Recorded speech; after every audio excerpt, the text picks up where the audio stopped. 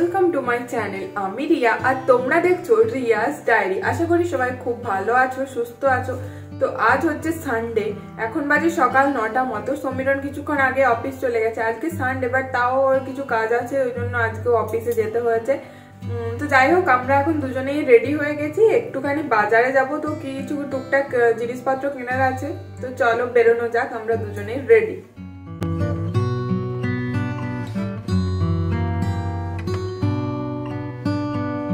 কিছুক্ষণ আগে আমরা বাজার থেকে চলে এসেছি, তো বাড়িতে এসে টুকটাক কিছু কাজও করে নিয়েছি। এবার একবার ছাদে যাচ্ছি, আর মাম্মা এখন নতুন নতুন সিঁড়িতে উঠতে শিখেছে, দেখো কিরকম মজা পাচ্ছে।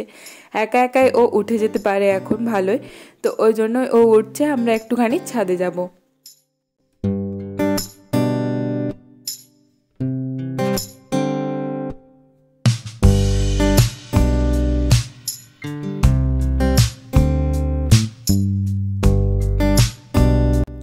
সকাল থেকে খুব সুন্দর রোদ হয়েছে, তো এই পাহাড়গুলো জাস্ট দেখো কি দারুণ লাগছে না দেখতে।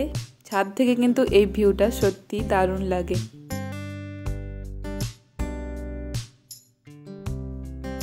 একটুখানি ছাদে টাইম কাটানো হয়ে গেছে, এবার নিচে যাই, গিয়ে ফ্রেশ হতে হবে, সাথে লাঞ্চটাও করে নিই। আমাদের লাঞ্চ অনেকক্ষণ আগেই কমপ্লিট হয়ে গেছে, আর এখানে দেখো একজন বসেছে পিয়ানো বাজাতে।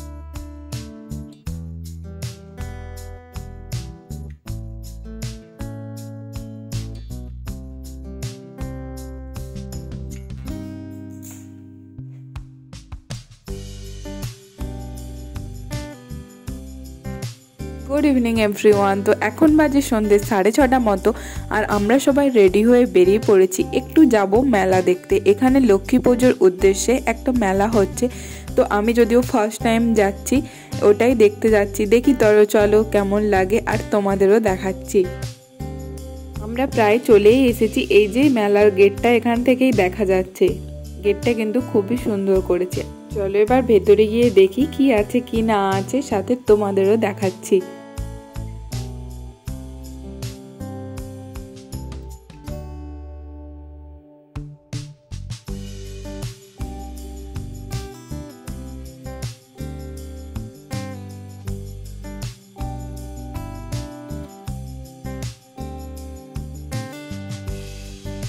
যাই হোক, তো আমরা চলেই এসেছি। এখান থেকে প্যান্ডেলটা দেখা যাচ্ছে, এটা কিন্তু অনেকটাই বড় প্যান্ডেল। আমাদের ওখানে দুর্গাপুজোর মতনই এখানে লক্ষ্মী পুজো করা হচ্ছে।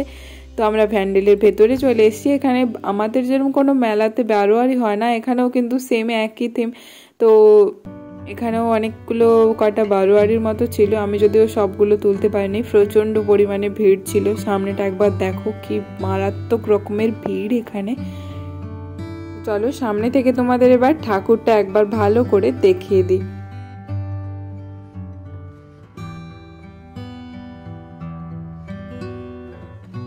তো আমরা এবার মেলার মধ্যে চলে এসেছি, আর এখানে দেখো চারপাশে কত রকমের কত দোকান বসেছে।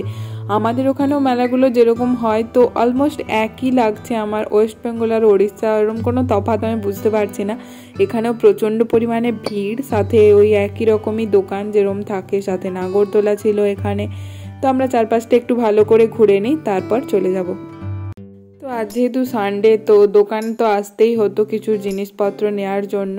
তো আমরা অলরেডি একটা মলে চলে এসেছি। এই মলটা কিন্তু আমি প্রথমবার আসলাম, এতদিন এখানে এসেছি, বাট এটা যেহেতু আমাদের বাড়ির থেকে অনেকটাই দূরে, তো এখানে কোনো দিনও আসা হয়নি। বাট নতুন হোক কি পুরনো, মাম্মার দুষ্টুমি কিন্তু সব জায়গায় একই রকম চলতেই থাকে, ওর কোনো ব্যাপার নেই।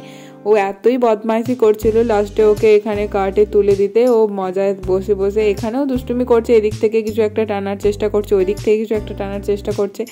এসব দুষ্টুমি তো চলতেই থাকবে। তো চলো তাড়াতাড়ি যা যা নেওয়ার আছে নিয়ে বাড়ি চলে যায়।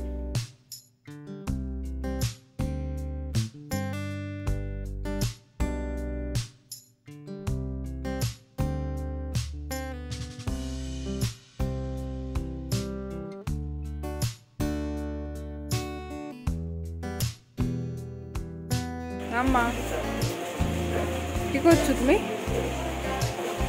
তুমি কি নিতে গেছিলে? চকলেট চাইছো?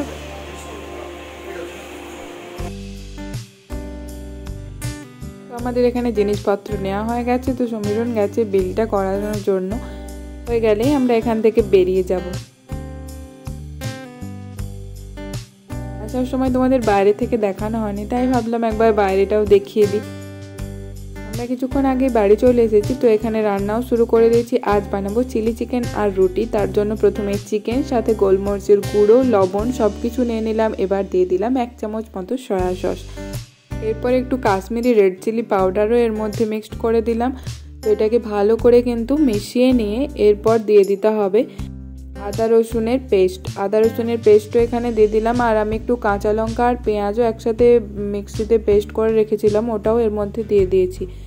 তো সবশেষে এবার একটা ডিম দিয়ে দেব। তারপর ম্যারিনেট করে ভালো করে এটাকে রেখে দেবো আধ ঘন্টার জন্য। চিকেনটা 30 মিনিটস ম্যারিনেট করা হয়ে গেছে। এবার এর মধ্যে দিয়ে দেব কিছু পরিমাণ কর্নফ্লাওয়ার। তো কর্নফ্লাওয়ার দিয়ে কিন্তু এটাকে খুব ভালো করে মিক্সড করে নিতে হবে এবং আমাদের চিকেন কিন্তু একদম রেডি। এবার এটাকে পকোড়ার মতো ভেজে নিতে হবে। এখানে তেল গরম করে নিয়েছি এবং আস্তে আস্তে একটা একটা করে চিকেনও এর মধ্যে দিয়ে দিলাম। ভালো করে উল্টে পাল্টে একটু লাল লাল করে ভেজে নিলেই কিন্তু আমাদের চিকেন পকোড়া একদম রেডি। তো এগুলোকে এবার তেল ছড়িয়ে একটুখানি তুলে নিলাম।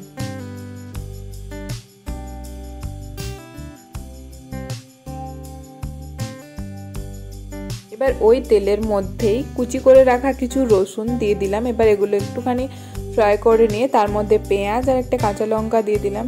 পেঁয়াজগুলো ভালো করে একটু ভাজা হয়ে গেলে এর মধ্যে দিয়ে দিলাম টমেটো। তো আমার কাছে আজকে ক্যাপসিকাম ছিল না, তার জন্য আমি শুধু পেঁয়াজ আর টমেটো দিয়েই করলাম। তোমরা অবশ্যই ক্যাপসিকাম দেবে। তো তার মধ্যে দিয়ে দিলাম টমেটো সস, তার মধ্যে দিলাম চিলি সস, সাথে দিলাম একটুখানি সয়া সস। এবার সব কিছু ভালো করে মিক্সড করে নিয়ে অল্প জলের মধ্যে 1 চামচ কর্নফ্লাওয়ার দিয়ে একটুখানি গুলে রেখেছিলাম, ওই জলটাও দিয়ে দিলাম। এবার ভেজে রাখা চিকেনগুলো এর মধ্যে দিয়ে অল্প পরিমাণে জল দিয়ে ভালো করে ফুটিয়ে নিলে ওপর থেকে অল্প ধনেপাতা কুচি আর গোলমরিচের গুঁড়ো, সাথে নুন আর চিনি অল্প পরিমাণ মতো দিয়ে দিলেই কিন্তু আমাদের ঘরোয়া স্টাইলে চিলি চিকেন একদম রেডি। এটাও কিন্তু টেস্ট হয় দুর্দান্ত, তোমরা অবশ্যই ট্রাই করে দেখো। যাই হোক, এরই সাথে আজকের ভিডিওটাও এখানেই শেষ করছি।